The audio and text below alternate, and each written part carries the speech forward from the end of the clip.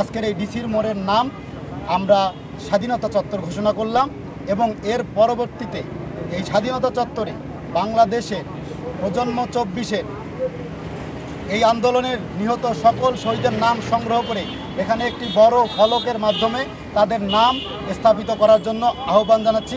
পরবর্তীতে আমাদের এই দাবিগুলো পূরণ করার জন্য মাননীয় বিভাগীয় কমিশনার ডিসি মহোদয় থেকে শুরু করে এবং সরকারের ঊর্ধ্বতন কর্মকর্তারা কিন্তু যাদের হাতে এই ক্ষমতাগুলো ন্যস্ত তারা অবিলম্বে এটি কার্যকর করবে বলে আমরা ছাত্র জনতার পক্ষ থেকে এই দাবিগুলো জানাচ্ছি।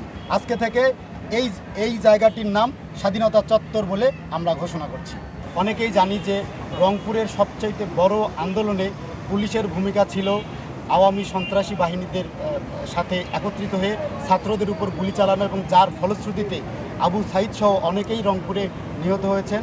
আমরা রংপুর পুলিশের ঊর্ধ্বতন কর্মকর্তাবৃন্দের নিকট এই আহ্বান করছি যে তিনি যেন পুলিশের বিভিন্ন কর্মকর্তাকে এ ব্যাপারে সতর্ক করেন এবং আমরা বেশ কিছু পুলিশ সদস্যকে চিহ্নিত করেছি যাদেরকে আমরা রংপুরে আর দেখতে চাই না।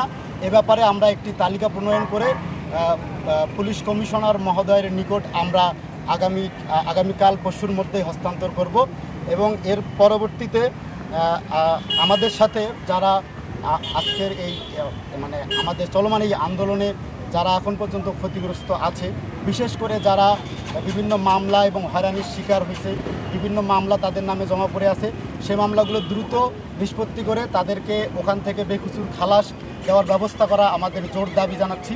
এবং যারা এখন পর্যন্ত আজকে অনেককেই কারামুক্ত করা হয়েছে, এখন পর্যন্ত যারা থানায় বন্দীরত অবস্থায় আছে, যারা আমাদের সাথে অধিকার আদায়ের আন্দোলনে ছিলেন, তাদেরকে অবিলম্বে মুক্ত করে দিতে হবে। এবং সেই সাথে আমরা আমাদের সাম্প্রদায়িক সম্প্রীতি রক্ষার জন্য দেশবাসীকে অনুরোধ করতেছি যাতে করে আমাদের সংখ্যালঘু ভাই বোনদের উপর তৃতীয় কোনো পক্ষ, তৃতীয় কোনো শক্তি কোনো আঘাত হানতে না পারে।